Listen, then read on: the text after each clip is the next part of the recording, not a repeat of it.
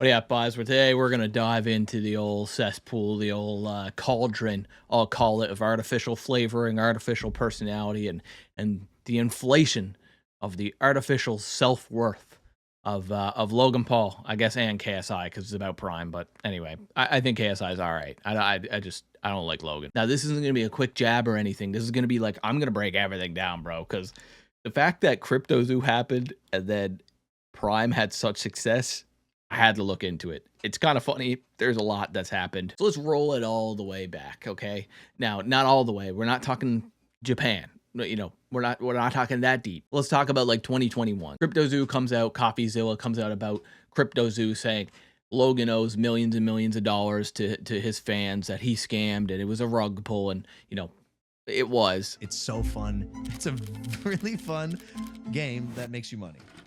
A fun game that earns you money. How much did you guys make from CryptoZoo? I lost around $50,000 in CryptoZoo. I lost $40,000. $500,000 Australian, which is $500,000. Oh no. But essentially since then, we haven't seen anything about CryptoZoo. He literally will not talk about it. But not even a year after, he came out with Prime Hydration, which is one of, if not the fastest growing hydration like beverage in history. Like it exploded. And I'm going to explain why I think that happened. Now, Prime Hydration, obviously a big reason is because it's colorful, different types of colors, and it was just very appealing to their audience, specifically KSI and Logan Paul. They partnered up and made this hydration company. Now it's low calorie and it's sugar free. We'll get into the ingredients and stuff after, but when you taste it and it tastes like a melted freezy syrup, I don't know how it's sugar free. I'd be worried about what you're drinking. Now, alongside them saying that Gatorade is archaic and terrible and 150 calories, oh, whoop-de-doo, they say that, and we'll get into the ingredients, like I said, that their stuff is the electrolytes, it's peak performance. And then you look into it and there's barely any electrolytes or sodium, and it's all potassium. And so he obviously just doesn't care about the actual nutrition of this drink. I would not say he's read a paper on potassium. But to their credit, whatever they did marketing wise worked. And what they did was obviously they are influencers, so they use their influence and to sell the product. But the amount they were selling, 150 million over in Europe, that's unfathomable for just one or two people as influencers. I think what really worked in their favor is, especially over in Europe, but it did happen in America a bit, they had this exclusivity to the product, so they would drop so much and then people would scalp it, or there was just so much hype about wanting to try Prime. Everybody wanted to try it so bad because, to be fair, when you look at it, it looks delicious. It looks good, but then you drink it and then you realize once you turn 12, once you start to hit puberty, I think you're not like, I think you can't drink it anymore. I think you like don't like it because I think it's disgusting. It's just way too sugary. But anyway, we'll get to that. So I think the exclusivity really helped it out because, I mean, kids were reselling it in schools. There was a whole resale market selling them for $20 a pop. So I think the exclusivity really propelled it. I think they got like false hopes from that. I think they truly did believe that it was going to explode, and maybe it still does. But back then it was growing rapidly, and I feel like they probably did get a bit of a high hope off of just that initial bounce of popularity. Now, to get into the ingredients, essentially Prime was like 10 to 20 calories. That's actually really good. That's, it's a hydrating beverage for 10 to 20 calories, where I know water is 0 calories, but it tastes good. It has a nice taste on it. Then you taste it and it is so overpoweringly sugary. It's just so sweet. And I just feel like it's not refreshing. I don't know if I'm crazy. I just felt like it was not refreshing. And listen to Gordon Ramsay. What is that flavour you got there? Tropical punch, it says. Oh, Jesus. Loosely. You've just come from the Maldives. How tropical it's like that? swallowing perfume. What is that? And then you get into all the ingredients and the macros, and it says peak athletic performance and electrolytes, more electrolytes than this, more electrolytes than that, electrolyte. Oh, we're better than Gatorade. And then you have doctors and specialists breaking down what each of these things mean. Like, look at this Dr. Mike clip. Sodium getting rebranded as electrolytes will be taught in marketing textbooks one day. And then sadly, it was a shame to see Logan attack instead of starting a meaningful dialogue with the doctor, given that 400 milligrams is not the amount of electrolytes in Prime, at least in the image that Logan shared. 400 milligrams of potassium plus 5 milligrams of sodium equals 405 milligrams of electrolytes. It's not about nitpicking, it's just about being reasonable and honest to help further the conversation. So essentially, it is high in electrolytes, but at a basic biological level, where you want for peak performance is more sodium. You want a bit more sodium to help with the electrolyte imbalance, or at least limited electrolytes if you're trying to refuel on that. That's where you see like liquid IV, you'll see high electrolytes, and it actually is a high amount of sodium. Now, if you see Prime Hydration, it's high potassium, and technically they go 1-in-1 scientifically, I guess. I'd have to look into it further, but exactly what, multiple sources have said is that it's not true electrolytes. It's not peak performance electrolytes. It's potassium, and you can market yourself as better than Gatorade. I don't. And they always say Gatorade is archaic. Gatorade is archaic. It's been around for 50 years, 150 calories, dog shit. Like literally, Gatorade is so fucking archaic. And our thesis was to create a better for you hydration beverage. We did it. We were right. People bought it. They like it. They agree with us. There's no reason you should be drinking 150 plus calorie drink with 27 grams of sugar in it if you want to hydrate. That's insane. Been around since the 50s or 60s for a reason, because it's actually a true and tried product that is really good for athletic performance and tastes good. I mean, when you taste a Gatorade and like a normal, just because he mentioned the 150 calories, 200 calorie Gatorade, we'll stay with the Gatorade thing, the full calorie Gatorade, not 0 calorie. When you taste that, it's not as overpowering or as sugary as you would notice with Prime.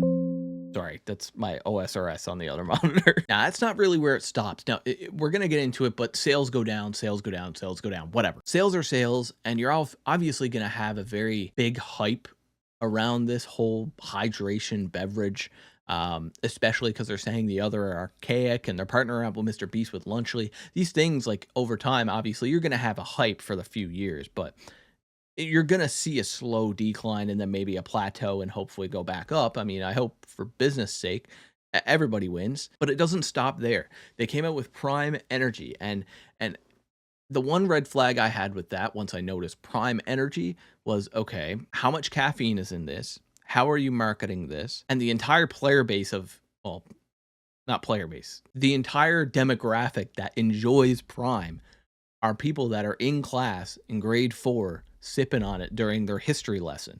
I mean, they're not Prime athletes, even though they're signing Patrick Mahomes and iShow Speed and everybody you can think of. I mean, they're signing people, you know what I mean? Like big athletes, big creators. But the demographic isn't that. The demographic is children. And then you come out with an energy drink. I just feel like caffeinated beverages are just not, I mean, maybe I'm wrong, but scientifically, I thought that doctors said that you shouldn't drink caffeine when you're younger, or you should be like 16 or something to drink caffeine. Maybe I'll look it up. Let me see. So it's generally recommended that children under the age of 15 avoid caffeine due to potential negative impacts on developing bodies and minds. So that could be just legal jargon for you probably shouldn't, because we don't know why. But either way, I mean, I think it's a general consensus that a 12-year-old with a cup of coffee is probably not ideal. But the issue with this, exactly, if you see a 12-year-old with a cup of coffee, you're going to be like, man, what are you doing with that cup of coffee? That better be decaf, number one. Number two, why are you drinking coffee, brother? You have more energy than I have my left thumb. You do not need caffeine. And then you realize a cup of coffee is like 80 to 120 milligrams if you have like a 6-ounce cup. And then you realize that when they originally came out with the product, there was 200 milligrams of caffeine. That's not an energy drink. That is an absolute heart buster. 200 milligrams of caffeine. Do you know what's in a regular Monster? 160. 160 is like a common large coffee. You can go to Starbucks and get a venti blah, blah, blah, and get it for like 450 milligrams. And to be fair, I will state, 400 milligrams of caffeine per day is generally what is allotted or at least accepted from doctors. They would generally say at a healthy base, 400 milligrams of caffeine a day, you're probably fine. As an adult, as a kid, you're drinking one of these a day. I mean, one, your parents shouldn't let you, but if they're just buying something that says Prime in it and it's just a can, you can say it's a carbonated one. I mean, I would go to the corner store and I would try to get a little Red Rain or a Red Bull or a Monster. And if until I was probably, I would say 16 or 17, these people were not serving me that. And there's a world where you're just walking up with Prime and they're just selling it to you because people probably don't even know. I don't even think it was like super advertised on the packaging that it was an energy drink or like 200 milligrams of caffeine, high caffeine content, because that is high caffeine content. 200 milligrams. I mean, I'm jittering and my ears are probably ringing. Like I'm probably itchy if I drink 200 milligrams of caffeine. And I'm not talking about like one of the big old monster bottles that you have to unscrew the top or 4 cups of coffee out of the percolator straight from the percolator glass. I'm talking about this size of a Prime bottle. Like it is probably 4 chugs and it's gone. 200 milligrams of caffeine. I mean, you don't need that. You don't need that. What you need is sleep at 12 years old. What you need is activity and social aspect. You do not need 200 milligrams of caffeine. So anyway, their sales were going down and they've been going down. And in the midst of that, they decide, oh, you know what would be great? All of our kids, or all of our audience is kids. All of our demographic for Prime, for the hundreds of millions of dollars we've sold, have been 90% kids and maybe some adults trying it. You know what they really need? They need a Lunchly, which is essentially a Lunchable knockoff, and so you could eat even worse dog shit processed food, and or whatever. At least they eat during lunch, and it's not as expensive as Lunchables. They need caffeine. Kids need caffeine. They need caffeine. That's what they need. Yep. Yeah. I think what they need is something to boost the energy. Boost the energy. Yeah. No. No. I don't think so. And that's saying America and some of EU or the UK or whatever. Australia literally did not approve this product. The FDA or whatever it would be in Australia didn't approve the product. The product is not allowed there for reasons of obviously whatever's in it. Of course, I get that their audience is definitely the demographic. There's definitely older people, especially, oh, well, he's in the WWE. Oh, children watch that. And it's like, oh, well, I think the general audience is probably 28 to 35 for the WWE at this point. Maybe I'm wrong, but anyway, and he is a great professional wrestler, by the way. Hats off to him, and I think KSI makes great music. Both are great people. Well, Logan's a piece of shit. I'm just saying, like what they do. They're good at it. They're good at it. I just don't think energy drinks and hydration drinks they're good at. I mean, when I tried Prime once. I tried the blue one. I'm not kidding. I opened it up. It was cold, so you can't say it was warm and it tastes like shit. It was cold. Okay. And I tried it warm afterwards. Obviously, as it cooled down, I left it and it was room temperature. The next day I tried it. Both dog shit, number one. Number two, I expected it to taste like Gatorade or Powerade. My hope was that it was like vitamin water because Prime hydration, refreshing, low calories. Like it was supposed to be this great low calorie hydration option. And I expected it to be like vitamin water because when you drink vitamin water, that's refreshing. That is the perfect amount of taste in water without it being sugary. It literally perfect. I tried it and I'm not kidding. It was bad. It was bad. I had to get my friends to try it too because there was a couple of us got one and I was blown away by how sugary it was. And I know this is like 4 fucking years late on the Prime hate train. I get that. But it's been interesting, and the reason I'm leading up to is because they've been losing sales like heavily. Like they're like 30% of what they used to be. So this article obviously explains Logan Paul and KSI launched the Prime brand in 2022 and it made a secondary black market in the UK children's schools or whatever, flipping them for a profit. But this is the important part. But the buzz didn't last. In 2024, the company's UK revenue fell about 70% from the previous year, according to public filings. The company pulled in about 33 million, which again, 45 million US or whatever it is. That's incredible. That's not bad. But compared to the 153 million that they brought in 2020, I think 3 is insane. From 2023 to 2024, they dropped 110 million. That's a lot. 110 million's a lot. They're down 70%. They're at 30% the revenue they were before. Doesn't look like it's growing to the point of a sell to Coca-Cola. And people were really interested in the branding, obviously. I think it's a super cool branding. I think it's really sleek, it's colorful, and it really is a great demographic. And the hydration, like, there's no caffeine in the hydration beverage. It's fine. It's sugary. Kids love it. That's dope. Now they're getting sued by Messi, which I would love to see what happens there because his drink looks exactly like theirs. I'll put them both right here. It's hilarious. But they're getting sued by Messi now. They're signing on these big people. I mean, I'm pretty sure they did something with like the UFC. Maybe they did something with like the Lakers or something, a basketball team. Like I know Patrick Mahomes, Speed, all people like that, right? So big creators. Central C had his own flavor. But even with all that, you go from 2023 to 2024, dropping 70% revenue. There's something going on. And what I think is going on is that originally there was a lot of hype for this product and people wanted to try this product. And then after the kids kind of got tired of the hype and it kind of was just like a luxury hype beast product where people just carry it around just because, I just don't think the marketing worked anymore. I think people realized like, oh, well, it's cool to hold this. Like it's really cool to hold an iPhone, but imagine if it didn't perform like an iPhone. You know, it's a luxury product.